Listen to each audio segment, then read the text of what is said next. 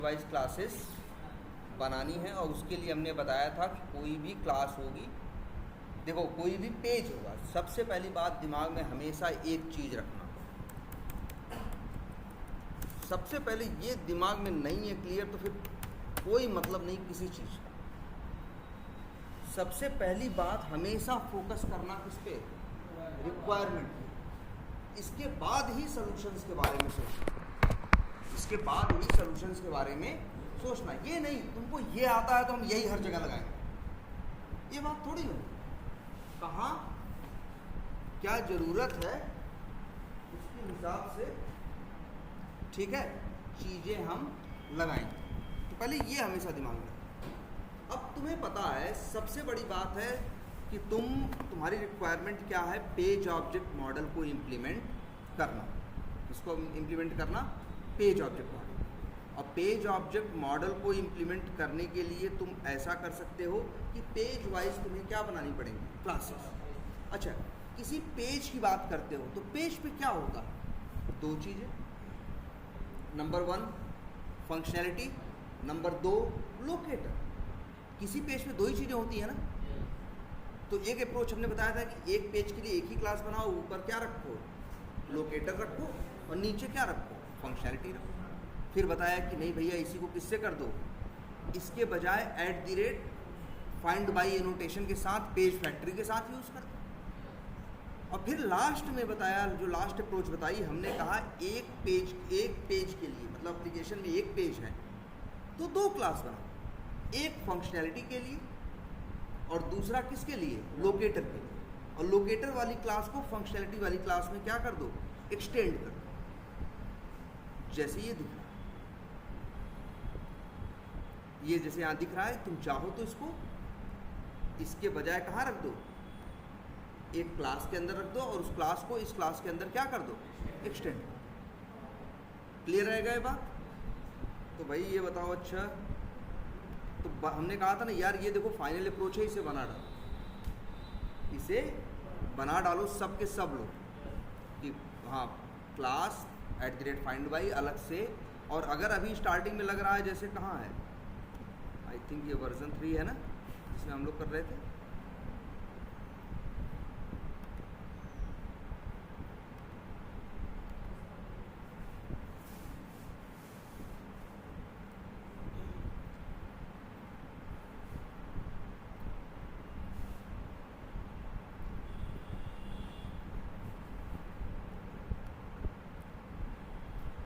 अच्छा मान लो इस तरह से हम लोग क्या कर रहे थे, टेस्ट केसेस को क्या कर रहे थे, ऑटोमेट कर रहे थे ना। पेज वाइज क्लासेस क्या बनाते थे, ऑब्जेक्ट, और उसके बाद कॉल करते थे क्या हम, मेथड। कोई कंफ्यूजन है इसमें, नहीं है ना। तो ये हमने एक चीज़ कही थी कि पेज वाइज क्लासेस के अंदर सिर्फ क्या रखो, देखो यहाँ सिर्फ क्या है, फंक्शनैलिटी। और हमने एक बात आपको और बताई थी कि एक क्लास बनाओ कॉमन रियूजेबल OR, इसके अंदर रखो सारे क्या, एलिमेंट्स, ठीक। तो ये फाइनल अप्रोच है, ये सब के सब लोग इम्प्लीमेंट कर डालो। जब बताओगे तो कहोगे कि we have created 2 classes for each page, 1 for functionality, 1 for locators, या 1 for locator, 1 for object repository. We have created page wise functionality and page wise OR वाली क्लास फंक्शनैलिटी वाली क्लास के अंदर क्या है, एक्सटेंडेड। ये फाइनल अप्रोच है, ये सब के सिस्टम पे होना चाहिए। अब इसमें चेंज हम नहीं करें। क्या करें, एक काम करो, अभी आपको वो लग रहा है तो आप इसी पैकेज में बना लो भाई, आपकी कन्वीनियंट के हिसाब से। चाहो तो अलग पैकेज स्ट्रक्चर कर लो, और चाहो तो ऐसे कर लो जहाँ पेज वाइज क्लास है उसी के बगल में पेज वाइज, जैसे एक क्लास कौन सी है, न्यू डॉक्यूमेंट्स पेज है ना, एक क्लास और बना ली जिसका नाम रख लिया पेज, नहीं क्या, OR। इसके अंदर रखने हैं हमें सारे इसके क्या, एलिमेंट्स। इसके अंदर से मान लो एलिमेंट्स हैं नहीं होते तो हम कॉपी करके कहाँ रख देते, OR के अंदर। और इसके अंदर OR वाली क्लास को क्या कर लेते, एक्सटेंड कर लेते। भाई ये आपको पूछेगा इंटरव्यू में कि कहाँ यूज़ किया ना, हाँ कहाँ यूज़ किया, ऊप्स कंसेप्ट कहाँ कहाँ अपने फ्रेमवर्क में तुमने यूज़ किया, क्या नाम है उसका, क्रिएट न्यू डॉक्यूमेंट वो। तो उसके एलिमेंट्स यहाँ आपको मिल जाएंगे कि नहीं मिल जाएंगे। यहाँ फंक्शनैलिटी रखनी है और इस पेरेंट क्लास के अंदर क्या रखने हैं, OR रखना। क्या करें, हाँ पहले ये क्लियर है कि नहीं है। और इस तरह से इसको तुम लोग इसको बना डालो यार, सब लोग एक टेस्ट केस भर का बना डालो, कुछ नहीं करना है तुम्हें, कट पेस्ट करना है, दिमाग कंसंट्रेट करना है, एक बार बना डालो, एक फाइनल कॉपी होगी, ठीक है। बाद में इसी को आगे हम यूटिलाइज करेंगे, इसलिए सब लोग अपनी एक कॉपी बना डालो, या जो मेरी कॉपी है इसी को क्या कर लो, सुधार लो, अलग पैकेज में करो, चाहे एक ही पैकेज के अंदर 2 क्लास बना दो, या चाहे अलग अलग करे करो, चाहे जैसे करो, बट ये स्ट्रक्चर लास्ट में अब इम्प्लीमेंट कर दो। क्या करो, हाँ वो बता दें, उसमें भी क्या करना है, क्या बताया था, कुछ नहीं। ये देखो कॉमन रीयूजेबल कोड है, ऐसे ये कौन सा है, मार्केटिंग डॉक्यूमेंट्स क्रिएट, है ना, क्रिएट न्यू डॉक्यूमेंट्स OR है कि नहीं है। तो ये जो क्लास हैं इनमें क्या होंगे, लोकेटर्स होंगे ना। वो अप्रोच सिंपल सी बात करती है कि सबके लोकेटर्स उठा के एक ही क्लास के अंदर रख, उसको एक्सटेंड करने की ज़रूरत नहीं है, चाहो तो एक्सटेंड करो और चाहो तो एक्सटेंड, वैसे एक्सटेंड मत करो। कैसे यूज करोगे, क्या न्यू करके उसका ऑब्जेक्ट बनाओगे, या और उसके अंदर कंस्ट्रक्टर होगा जो उसको इनिशियलाइज करेगा, और ऑब्जेक्ट डॉट करके हर जगह क्या करोगे, उसको यूज़ करो, ठीक है। या फिर एक्सटेंड कर दोगे, या फिर क्या कर दोगे उसको सब जगह, जैसे यहाँ अभी क्या कर रहे हो, हर पेज वाइज क्लास के लिए एक OR है ना, हर पेज वाइज फंक्शनैलिटी के लिए OR है, उसको एक्सटेंड कर रहे हो, सब में अलग अलग एक्सटेंड हो रहा है। इस अप्रोच में क्या होगा, सब सारे जो एलिमेंट्स एक ही क्लास के अंदर है वो वही एक क्लास हर जगह एक्सटेंड हो, ठीक है। एक ये फाइनल अप्रोच बना डालो जो ये हमने बना रखी है, बस इतना ही चेंज करके कर डालो, ठीक है। और इसके बाद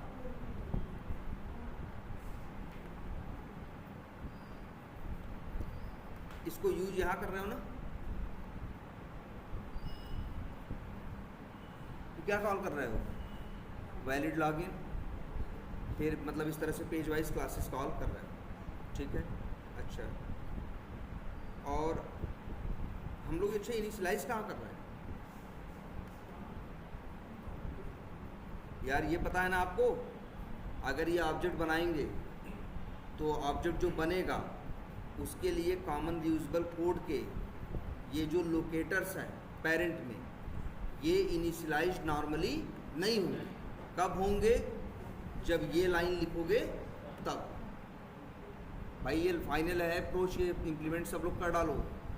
ये पेरेंट में एक कंस्ट्रक्टर है ना, चलता कैसे है ये, ध्यान से देखो, ऑब्जेक्ट किसका बना रहे हो, चाइल्ड का।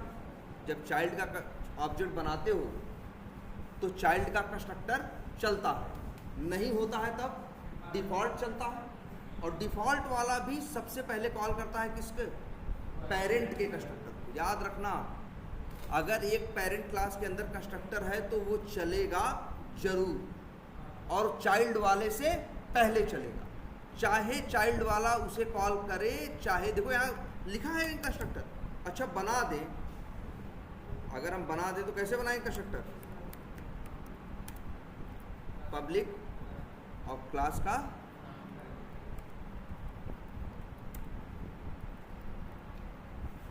बन गया ना। अब भी हम उसे कॉल कर रहे हैं पेरेंट वाले को, नहीं, तब भी वो चलेगा जरूर। हमने बताया है ना कि पेरेंट का कंस्ट्रक्टर जरूर चलता है जब चाइल्ड का ऑब्जेक्ट बनता है। और अगर कभी खुद से कॉल करके देखना चाहो कि लिखा हुआ दिखाई दे, लिखो चाहे न लिखो, कॉल होगा, और हमेशा पहली लाइन पे होगा। ये सब बातें बताई गई थी ना कि सब इंटरव्यू में पूछा जाएगा, याद रखना ये चीज़ें सारी। हमेशा कहाँ होगा, ये पहली लाइन पे, ये भी बताया गया है आप लोगों को।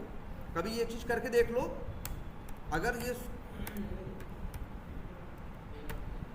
एरर दे रहा है सुपर हमेशा, क्योंकि पेरेंट का कंस्ट्रक्टर हमेशा सबसे पहले चलता है, चाहे कॉल करो और चाहे कॉल ना करो।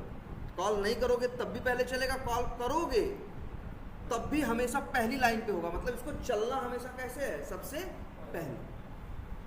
और लेकिन इसको लिखें ना तब भी ये चलेगा, लेकिन अगर पेरेंट के कंस्ट्रक्टर में क्या हो, पैरामीटर हो, तो देखो अब इनको इन पे एरर आने लगी।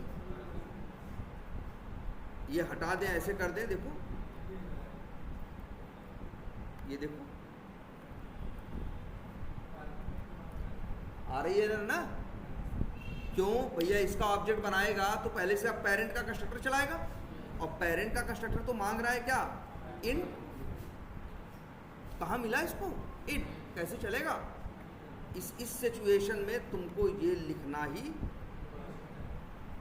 पड़ेगा, क्या, सुपर, और आर्गुमेंट में कोई वैल्यू, जैसे इंट मांग रहा है तो इंट आपको भेजना पड़ेगा।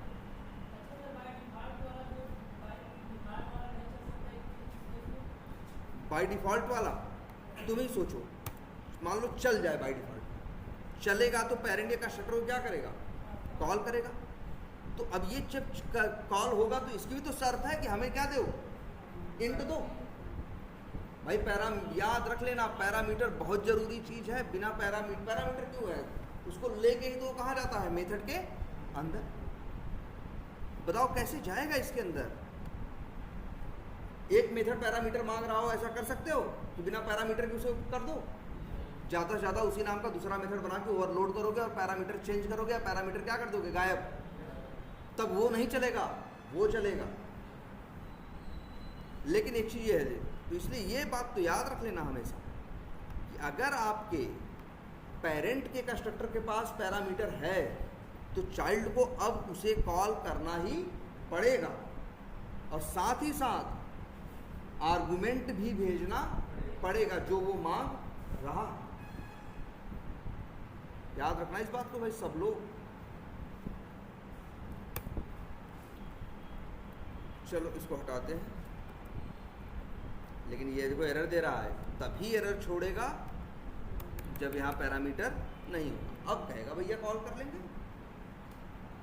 न ये पैरामीटर मांग रहा है, न मेरे पास पैरामीटर है। लिखे हो तब भी इसके पास पैरामीटर, देखो नहीं लिखे हो ना तब भी कॉल करेगा, और बिना पैरामीटर कॉल करेगा। बिना पैरामीटर वाला तो वहाँ बैठा, कोई समस्या नहीं। ये बात सबको समझ में आती है ना। तो ये कंस्ट्रक्टर का एग्जाम्पल दिमाग में रखना, इस बात को, इसको देख लेना। इस कंसेप्ट को पूरा हमने क्लास के टाइम पे भी बताया था अच्छे से इस बात को, क्योंकि ये इंटरव्यू में पूछते हैं। मतलब वो कोड दिखा के पूछेंगे, वो कोड 15 लाइन का कोड ऐसे भेज देंगे चैट पे, कहेंगे अब इस कोड में बताओ क्या होगा। कई जगह ऐसा होगा कि सुपर वाली लाइन या दिस वाली लाइन दूसरी लाइन में कॉल होगी। तुम्हें सोचना नहीं है तब उत्तर के बारे में, तब वो तो कोड कंपाइल ही नहीं होगा, है ना। अच्छा, तो ये सब क्लियर है, अब सब लोग इम्प्लीमेंट कर लोगे। एक बड़ी ज़रूरी चीज़ आप लोग को बतानी है, जानते हो क्या?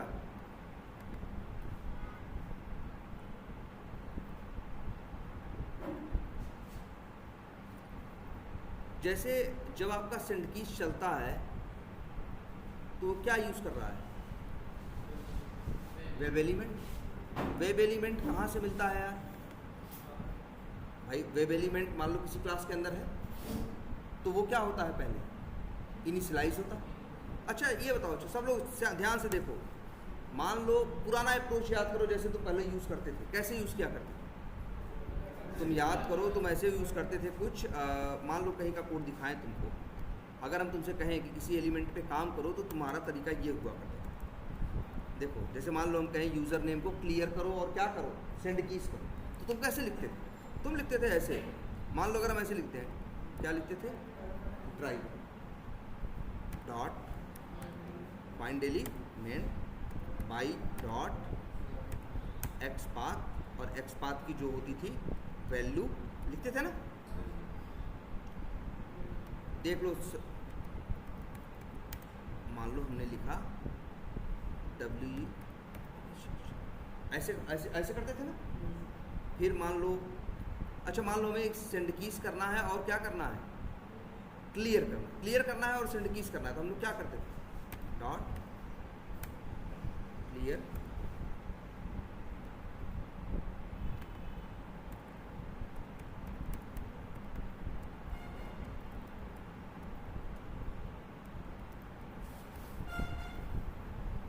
यूजर अंडरस्कोर, ऐसे लिखते थे ना, क्लियर, और फिर इसी को कर दें क्या, बताओ सही है गलत है। यहाँ लिख देते हैं सेंड कीज में, मान लो क्या, कोड तो चलेगा, लेकिन अप्रोच में ये बुराई थी क्या, एक बार जाएगा ढूंढेगा, फिर क्या करेगा, फिर क्लियर करेगा, दूसरी बार जाएगा फिर ढूंढेगा, फिर क्या करेगा, सेंड कीज करेगा। बोलो ऐसा होगा कि नहीं, यही बुराई थी ना। लेकिन इसके अंदर सब बुराई नहीं था, इसके अंदर कुछ अच्छा भी था। जानते हो क्या, अच्छा एक लाइन लिख रहे हैं, ध्यान से याद करना सब लोग।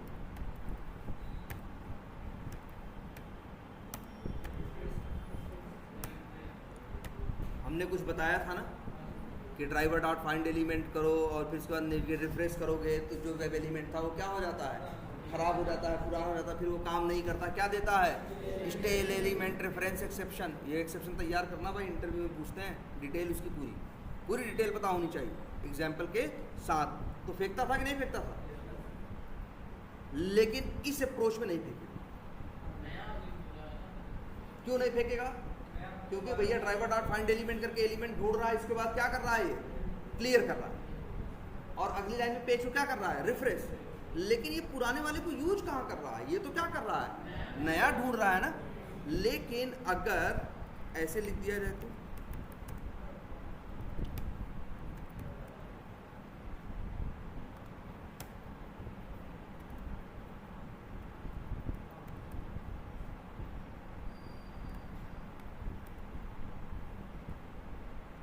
देखो, अगर ऐसे लिख दिया जाए तो इसका फायदा है ना,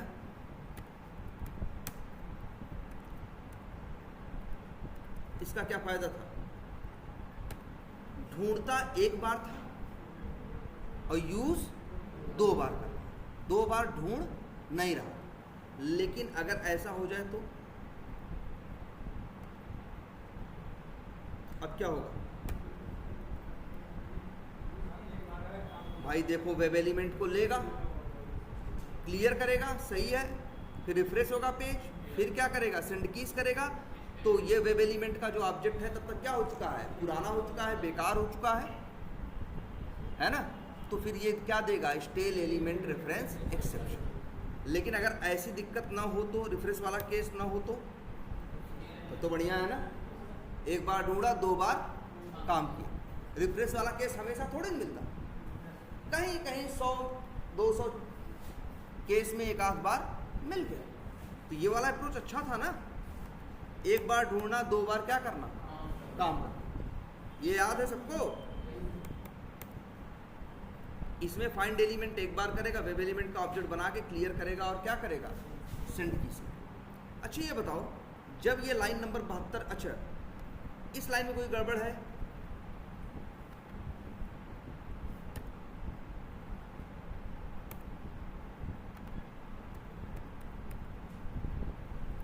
इस लाइन में कोई गड़बड़ है, कुछ नहीं, वेरिएबल में नल है। लेकिन जब ड्राइवर डॉट फाइंड एलिमेंट चलेगा तो वेब एलिमेंट का ऑब्जेक्ट बनेगा, वो आ जाएगा WEOBJ के अंदर, वो आ जाएगा WEOBJ के अंदर। लेकिन ये बताओ, लाइन नंबर 72 अगर चल रही है, किसको ढूंढ रहा है, यूजर नेम को। मान लो जब ये लाइन नंबर 72 चल रही हो, जब ये ढूंढ रहा हो, उस समय होम पेज खुला हो, तब तो क्या ये लाइन चल पाएगी, क्या देगी, नो सच एलिमेंट एक्सेप्शन।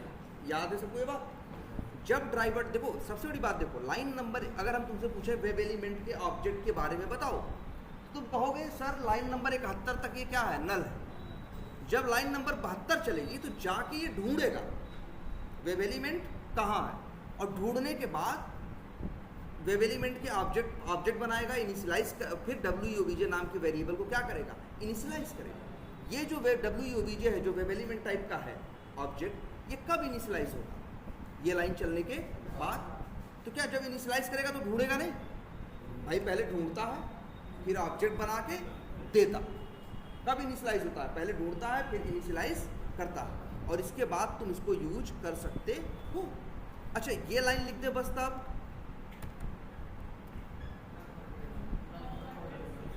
क्या आएगा, नल पॉइंटर एक्सेप्शन। क्यों आएगा नल पॉइंटर एक्सेप्शन भाई, सीधा सा रीजन, क्योंकि WEOBJ के शुरू मेथड कॉल करेगा, इसके पास क्या पड़ा है, नल पड़ा। ये जब इनिशियलाइज हो जाएगा तब आएगा नल पॉइंटर एक्सेप्शन, नहीं आएगा। तब नल पॉइंटर एक्सेप्शन नहीं आएगा, क्योंकि पहले वो इसको ढूंढेगा। लेकिन यहाँ पे भी दो बातें हो सकती हैं। अगर मान लो गलत पेज ओपन है तब ना तब नो सच एलिमेंट आएगा। नल जाएगा क्यों, जब ड्राइवर डॉट फाइंड एलिमेंट चलेगा तो इसी में एक्सेप्शन नहीं आ जाएगा। जब ड्राइवर डॉट फाइंड एलिमेंट चलेगा, एलिमेंट उसको नहीं मिलेगा, तो क्या आ जाएगा, नो सच एलिमेंट एक्सेप्शन। मतलब मेरा बताने का मतलब ये है, ये वेरिएबल जब इनिशियलाइज होगा तो पहले ढूंढेगा तब इनिशियलाइज करेगा, और ढूंढने के लिए सही पेज सही एलिमेंट होना चाहिए, जरूरी है। ठीक है, इतनी बात से सब सहमत हो। एक काम करते हैं, जरा कुछ और दिखाते हैं आपको। ये वैलिड लॉगिन लिखा हुआ है। अच्छा वैलिड लॉगिन के अंदर क्या करना है भाई, देखें। अच्छा ब्राउजर भी तो लॉन्च करना होगा ना, कैसे होगा, न्यू, शायद इसके लिए हम लोग कौन सा क्लास है, अच्छा ऐसे है, वेब यूटिल डॉट, एक मेथड बनाए थे, कौन सा, लॉन्च ब्राउजर। अच्छा ये मेथड क्या करेगा, अच्छा और भी मेथड कोई बनाया है ना,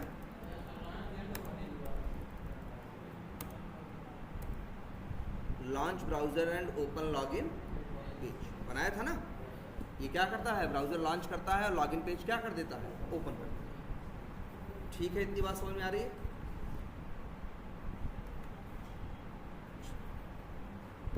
अच्छा ये बताओ, क्या ऐसे नहीं लिख सकते थे,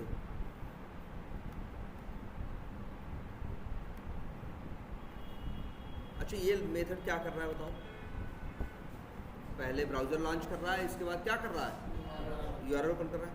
हम ऐसा भी तो कर सकते हैं कुछ, मान लो हम ऐसा करें तब,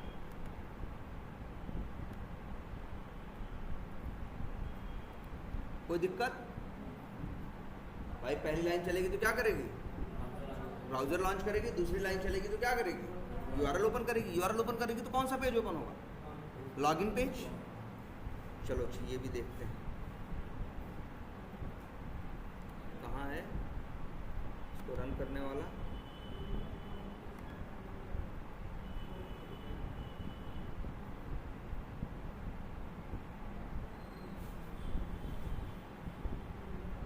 अकाउंट का था ना वो,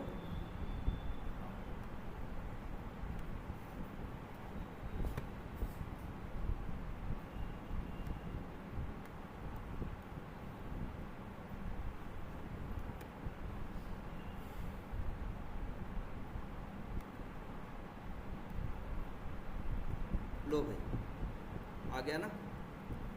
इसको जरा कॉल करते हैं, रन करते हैं, ब्रेक पॉइंट लगाया कहीं, हाँ लगा।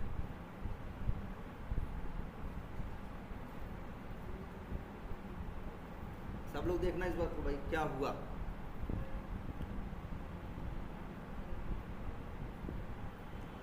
इतने कोड से क्या हुआ भाई, ब्राउजर लॉन्च हो गया और URL ओपन हो गया ना इतना। अब आगे बढ़ते हैं, ये लाइन चलेगी तो क्या होगा, हेलो पहुंच गया है कहाँ यार? और लैपटॉप 10 मिनट।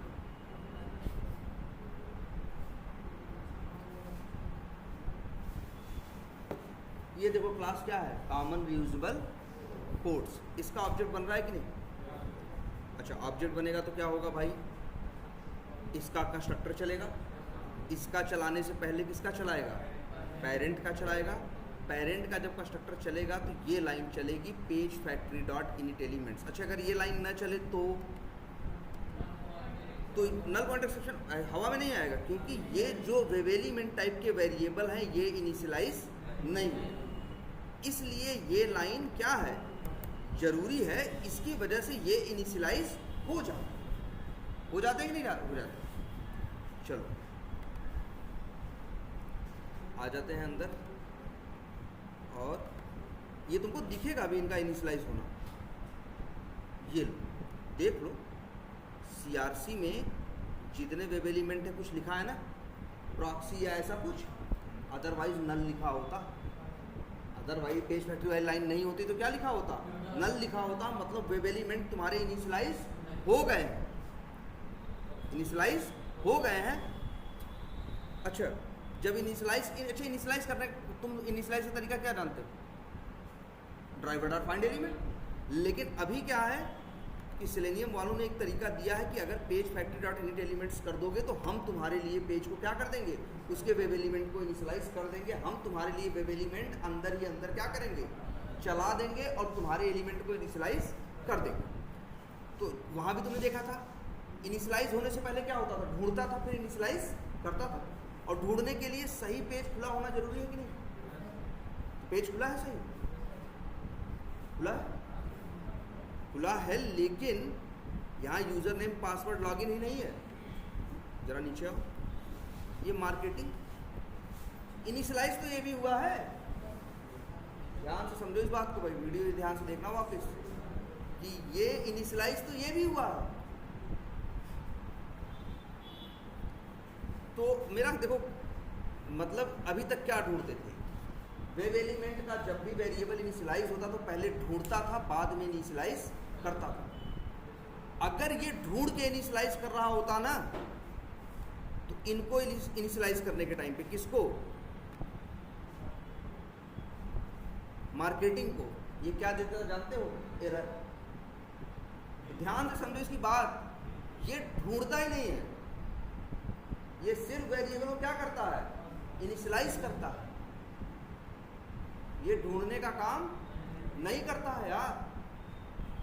वो कैसे काम कर रहा था, पहले ढूंढता था तब ऑब्जेक्ट मिलता था, तब इनिशियलाइज होता था।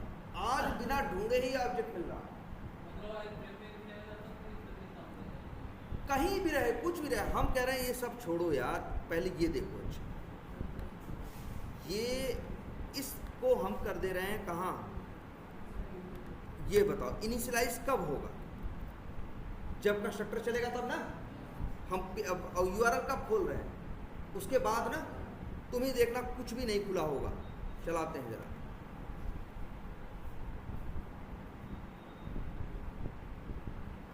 लो जी आ गए।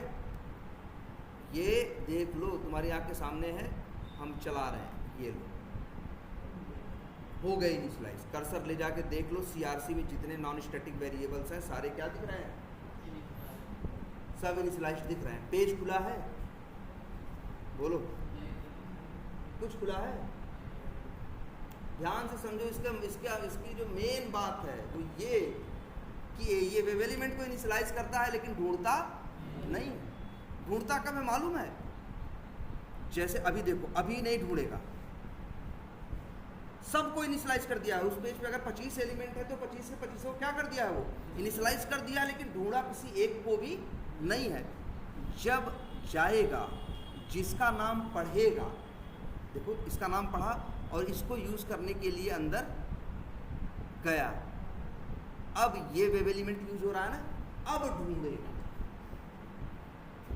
वो क्या करता था, पहले ढूंढता था तब वेब एलिमेंट का ऑब्जेक्ट दे देता है। ये क्या करता है, वेब एलिमेंट का ऑब्जेक्ट पहले दे देता है, ढूंढता है कब, बाद में। कब बाद में? जब उसका यूज होता है।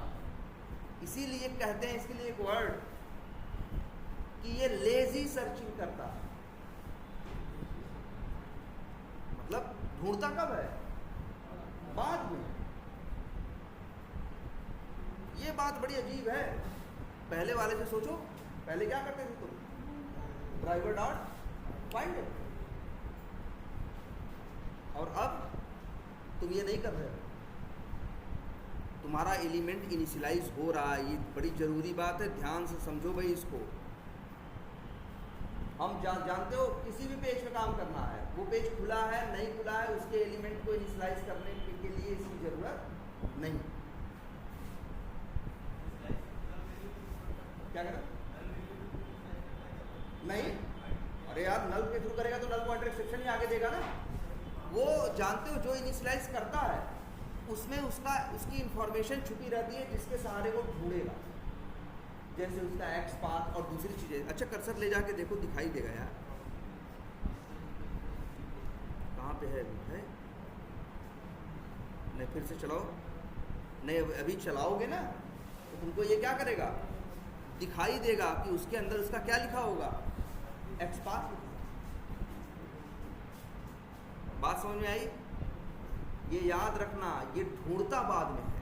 इसी का एक एग्जाम्पल तुमको दिखाना चाहते हैं। जैसी ये लाइन है, सेंड कीज करते हो ना, जनरली हम सेंड कीज नहीं करते, सेंड कीज भी करते हैं और फिर क्या करते हैं? पहले क्या करते हैं? क्लियर और फिर सेंड कीज। जनरली ये वाले अप्रोच को याद करो। ये क्या करता था?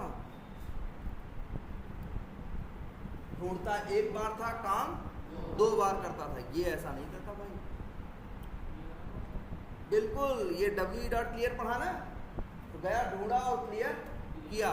फिर पढ़ा डब्ल्यू डॉट सेंड कीज ना, फिर गया ढूंढा और सेंड कीज किया। टाइम बिल्कुल ज़्यादा लेगा। वो एक बार ढूंढ रहा है, ये कितनी बार ढूंढ रहा है? हम कह रहे हैं जैसे अगर यहाँ क्लियर सेंड कीज,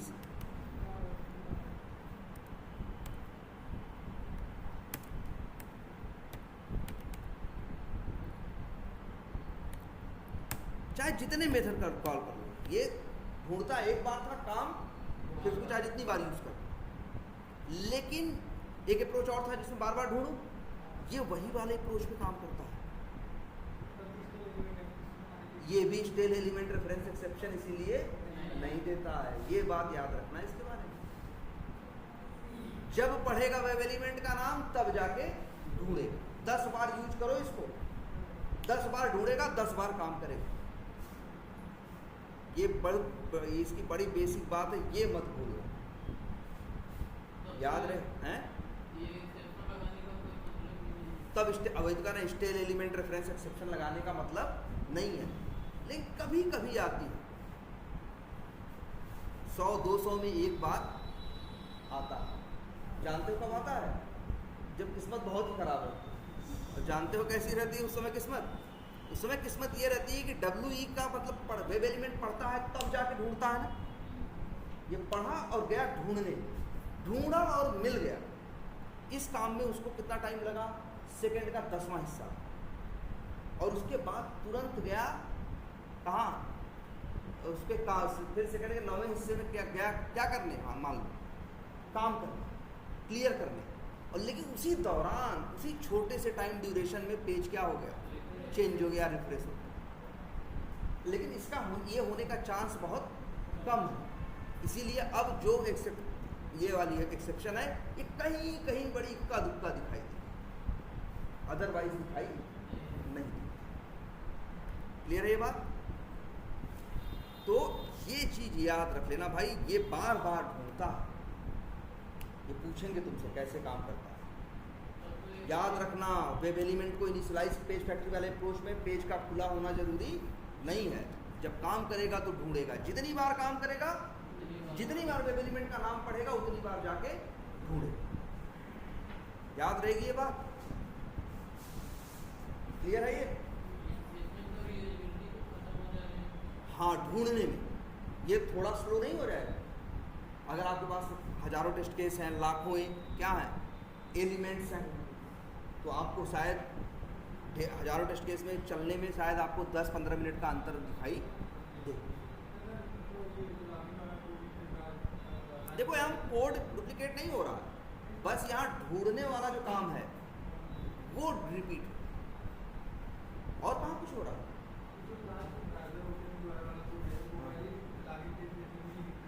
हाँ लिख सकते हो, चलो वो तो बात की बात है।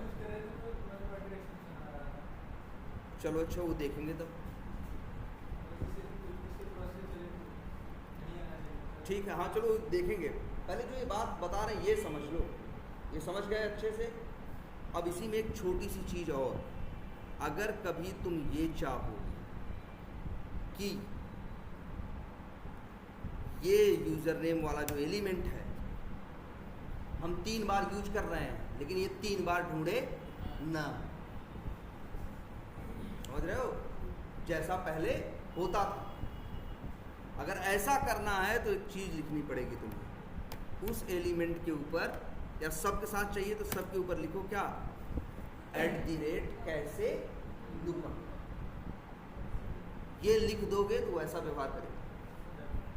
ये मतलब एक बार ढूंढा, अगर इसी वेब एलिमेंट इसी यूज़र नेम पे 4 बार काम करोगे तो 4 बार ढूंढेगा नहीं, एक बार ढूंढा है 4 बार इस्तेमाल करेगा। लेकिन अब स्टेल एलिमेंट रेफरेंस एक्सेप्शन आने के चांसेस बढ़ जाएंगे, लेकिन परफॉर्मेंस भी अच्छी हो जाएगी।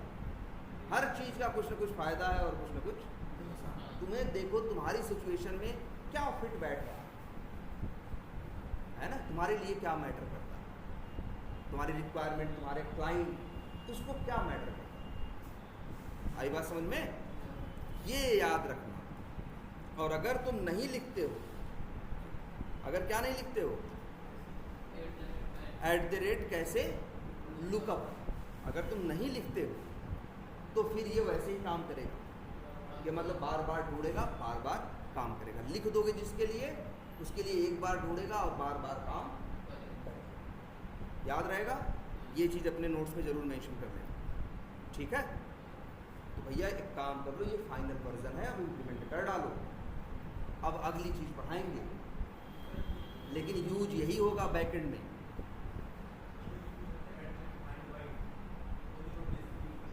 हाँ, उसका काम क्या है, इनिट एलिमेंट्स का काम क्या है, एलिमेंट को इनिशियलाइज करें, तो @ फाइंड बाय वर्ड से ही पहचानता है। बिल्कुल, और एनोटेशन का क्या काम है, एनोटेशन सिर्फ बात करो